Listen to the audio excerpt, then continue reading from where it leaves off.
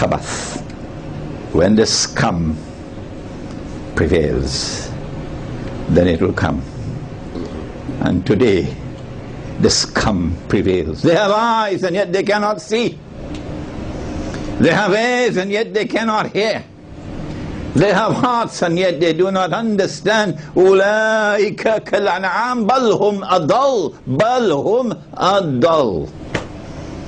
They're worse than cattle. They're the scum. And when the scum prevails, then the destruction of the Arabs, not the Malay, not the Turks, the Arabs will take place. We have something more than that, with which we should be looking again at Al Jazeera and CNN and reading the newspapers. Dr. Zaid, I don't have a television set in my home, and I don't buy the newspapers. Alhamdulillah, you have my blessing. I sleep peacefully at night. I sleep peacefully at night. Yes. No television and no newspapers, and I sleep peacefully. And my food can digest. Alhamdulillah. He said, and the hadith is in Tirmizi, in Ibn Majah, Abdullah ibn Amr reported that the Messenger of Allah said, there will come a calamity which will wipe out the Arabs, and their slain will be in hell. And at that time the tongue will be more severe in this than the blow of a sword. Al Jazeera is more powerful than a cruise missile. Yes.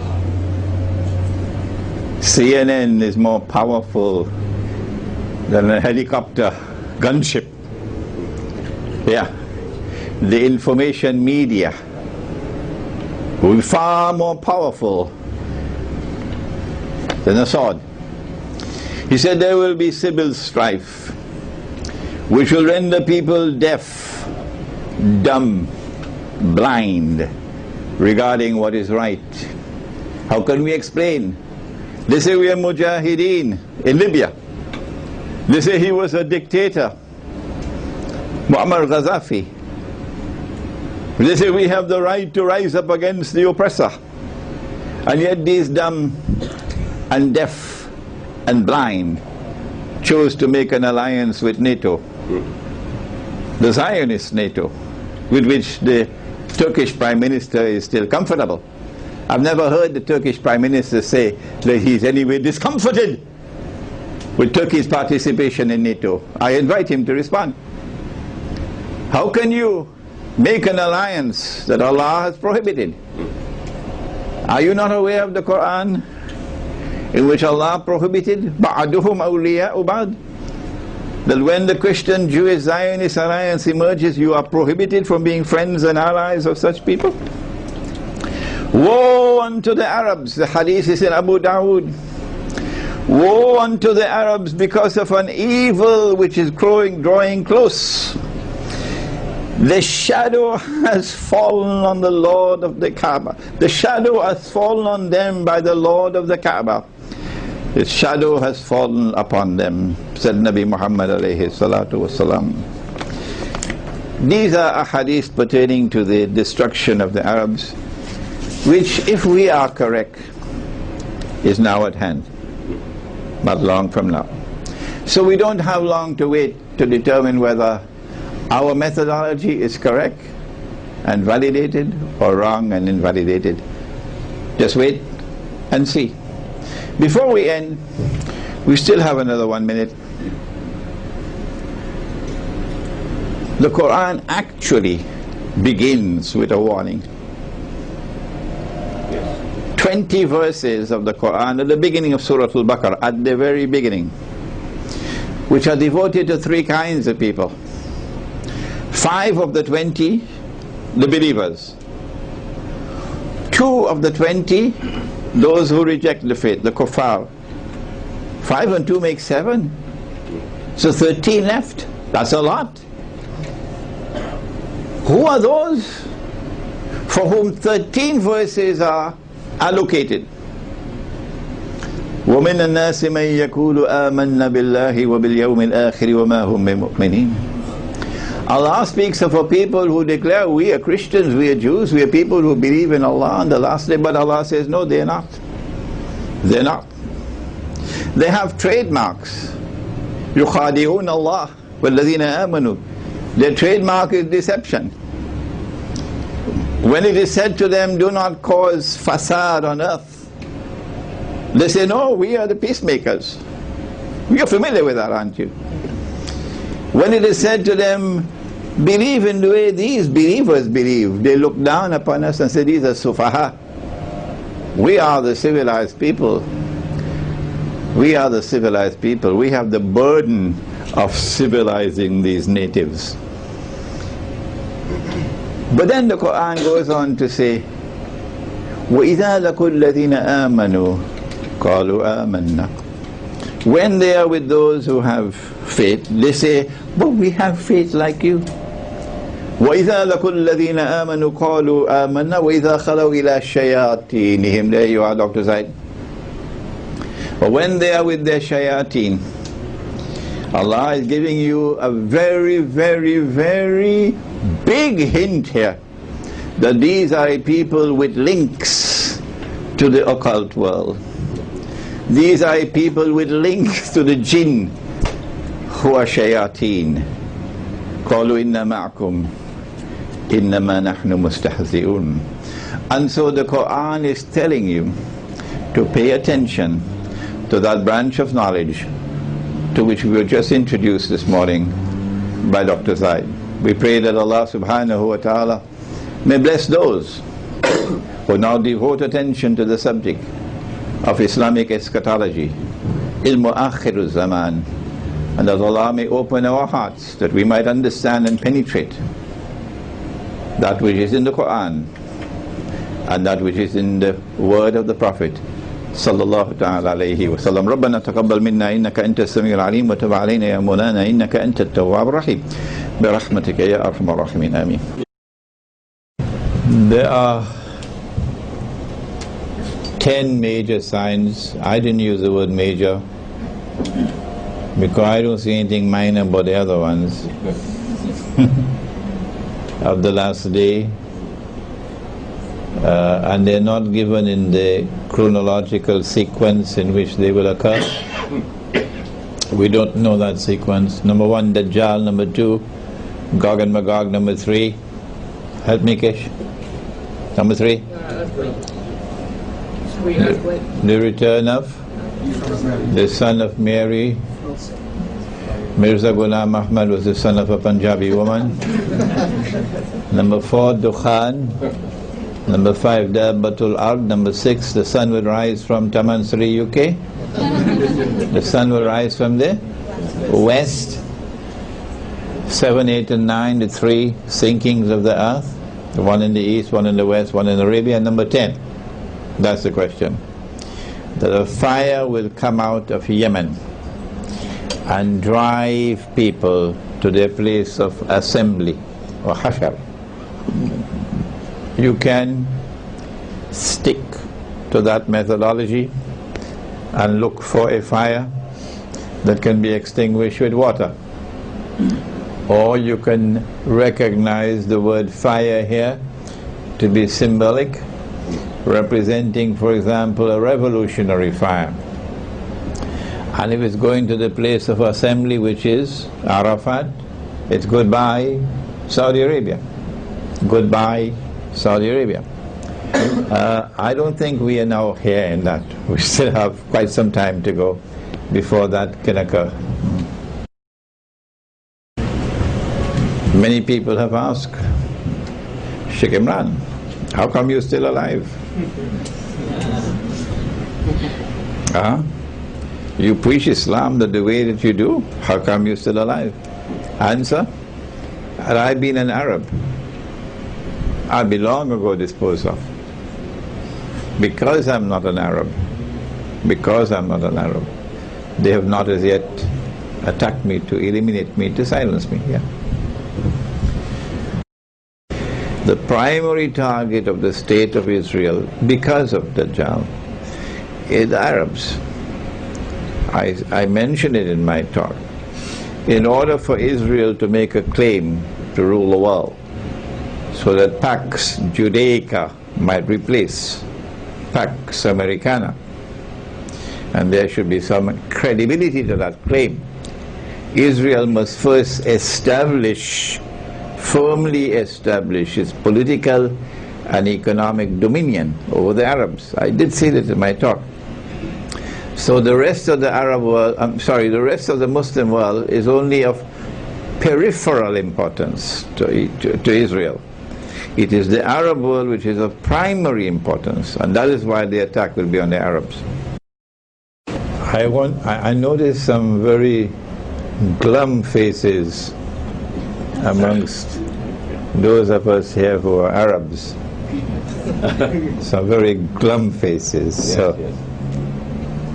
Let me offer a comforting word. Alhamdulillah, I don't do that. And that is that the destruction of the Arabs should not be summarily explained as divine punishment. There is certainly a part of punishment in it, but that's not just for the Arabs. It appears to me, and Allah knows best, that this is part of a divine planning. Yes. The believers who are struggling. I got an email from Palestine yesterday, and he was roaring and raving and saying, why must we suffer more? Sheikh, we've suffered so much already, and you are telling us that there is even greater suffering to come. If you read that email, you'd weep. Yeah. This is part of the divine planning, that you will not suffer anything for Allah's sake, but that you will be rewarded. So today there are tears, tomorrow you will smile. So yes, there is a divinely ordained destruction of the Arabs which is coming, but that should not cause despair to set in. Rather, it should cause our hearts to bow in submission before the divine wisdom, that in order for a greater good to be accomplished, what is that greater good? What is, listen to this ayah, and it will fill your heart with joy. وَإِذْ تَأَذَّنَ رَبُّكَ لَيَبْعَثَنَّ عَلَيْهِمْ إِلَى يَوْمِ الْقِيَامَةِ مَنْ يَسُومُهُمْ سُوءَ الْعَذَابِ. And your Lord has announced that He is now sending against them those who will inflict upon them continuously until the last day the worst possible punishment. That worst possible punishment was described in such a few words by Nabi Muhammad alayhi salatu wasalam. Hadith of Sahih Bukhari. لَتُقَاتِلُنَّ الْيَهُودِ, you will most certainly fight the Jews. And of course, if you use the lazy man's defective methodology, you will say the Prophet is speaking about all Jews. Oh no, that's foolishness. You don't develop scholarship like that. No, he's not speaking about all Jews. لَتُقَاتِلُنَّ الْيَهُودِ, you will most certainly fight the Jews. وَلَتَقْتُلُنَّهُمْ, and you will most certainly defeat them. حَتَّى يَقُولُ الْحَجَرُ, at that time even the stones will speak. But before the stones speak, we have to suffer. We have to suffer. لَتُقَاتِلُنَّ الْيَهُودِ وَلَتَقْتُلُنَّهُمْ حَتَّى يَقُولُ الْحَجَرُ. On that time the stones will speak, Ya Muslim, هَذَا يَهُودِيٌّ وَرَائِي فَتَعَالَ فَاقْتُلْ. There's a Jew hiding behind me, so tomorrow they'll be on the run. Today they're stamping their feet with such arrogance upon the earth and inflicting such horrible oppression and using deception to corrupt the world. But tomorrow they'll be on the run and hiding behind trees and stones. But tomorrow even the trees and stones will speak and say, come and kill him. Once upon a time, when you had freedom in the United States, I gave a lecture at the State University of New York in Stony Brook. Wow. The Jews were sitting right in front of me. And I quoted this hadith. That was before 9/11. And they went to the rector, the vice chancellor, and they complained against me. He's inciting the Jews to be killed. And our response was, if we don't have the freedom to quote the Quran and to quote the Hadith, do please tell us in this your United States of America. The Vice Chancellor could do nothing. He never even bothered to contact me. So before this could come, this great triumph, لَيَبْعَثَنَّ عَلَيْهِمْ, I'm going to send against them, إِلَى يَوْمِ الْقِيَامَةِ مَنْ يَسُومُهُمْ سُوءَ الْعَذَابِ. I am going to send against them those who will inflict upon them continuously until the last day the greatest possible punishment. Before this can take place, in order for this to take place, he sent that vision to Nabi Ibrahim alayhi salam. You must sacrifice your son. Are you prepared for that sacrifice? So Nabi Ibrahim alayhi salam was, yes, I'm prepared for it. And Nabi Ismail alayhi salam said, yes, I'm prepared for it. And so the Arabs must also be prepared for it. The question was, is it possible that by that time, when the stones are going to speak, that there will be no more Jews left in the world who would be standing up in opposition to Israel and its oppression? I think it will be good strategy and wisdom on our part,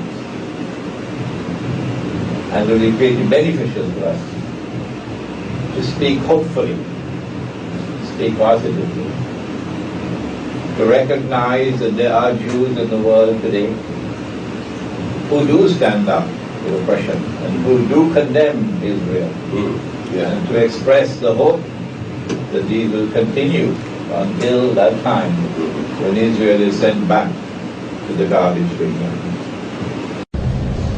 I don't think I'm being quoted correctly here. I've never said anything like that. What I have said is that what Harun Yahya has written could have very much come out of the Israeli Mossad because of the similarity. Because of the similarity. And I accuse Harun Yahya, and I normally don't call names. This is not my style, at all. But I had to call this name of this, I don't know who he is, but he parades behind this name, Harun Yahya, because of the grave danger that I perceived.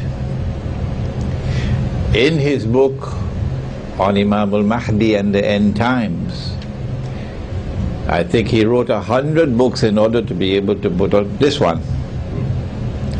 That was 99 or 95% that dazzled the world, and here was the poison. To slip in the 5% the poison. Yes. That when Nabi Isa alayhi salam returns, as Muslims believe that he will return, that the Prophet has prophesied that he will return alayhi salatu wasalam, that the Jews would believe in him and the Christians would believe in him. La yu'minanna bihi qabla mawti, says the Quran. And since the Muslims already believe in him, that when Nabi Isa alayhi salam returns, according to this fanciful fairyland theory of Harunya here, Christians, Muslims and Jews are going to embrace each other in a fraternity, a wonderful fraternity. And since we are going to be having this lovely fraternity of Christians, Muslims and Jews in the end time, why should we not do it now? In other words, why don't you be friends with Israel? This is false. This is not the correct interpretation of the Quran. When Nabi Isa alayhi salam returns, I spoke in a synagogue in New Jersey before 200 Jews. And I quoted this verse of the Quran, that when he returns, you will have to believe in him. You don't have any choice in the matter. And when you do believe in him at that time, it will be of no benefit for you. For he will give evidence against you, and you go into the hellfire. I don't know where I got the courage from, but I still have that courage. But when the lecture was over, they surrounded me. I was surrounded by a whole sea of Jews. Of course, they never invited me again after that. But they wanted to know, why should we be forced to believe in something that we do not believe in, we reject? And my answer was that at that time the veils are going to be removed from off your eyes. And in the same way that when he was drowning, you know who I'm talking about, when he was drowning, he realized, I am not God. I am not God.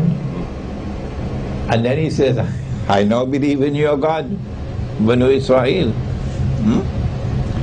Similarly, at that time you also will recognize that what you have been holding on to is falsehood. And what you have rejected and you have fought against and you have tyrannized and terrorized and oppressed, that is the truth. So you'll now die swallowing your own vomit and having to accept that which you rejected. And you'll pay the price. وَإِن مِّنْ أَهْلِ الْكِتَابِ إِلَّا لَيُؤْمِنَنَّ بِهِ قَبْلَ مَوْتِهِ وَيَوْمَ الْقِيَامَةِ يَكُونُ عَلَيْهِمْ شَهِيدًا. On Judgment Day, he'll give evidence against you and you'll go into the hellfire. The actual event of the return of Nabi Isa alayhi salam is not a wonderful fraternity, but rather the divine punishment now coming upon those who have rejected the truth and who have stood on the side of the oppressor. Not all Jews and not all Christians are like that, no. And so instead of Harunya here talking about a wonderful fraternity, which is what the Mossad wants, he should quote the Hadith. At that time the stones and the trees will speak. You'll never hear Harunya here quoting that Hadith, no. And they say, oh Muslim, there's a Jew hiding behind me, come and kill him.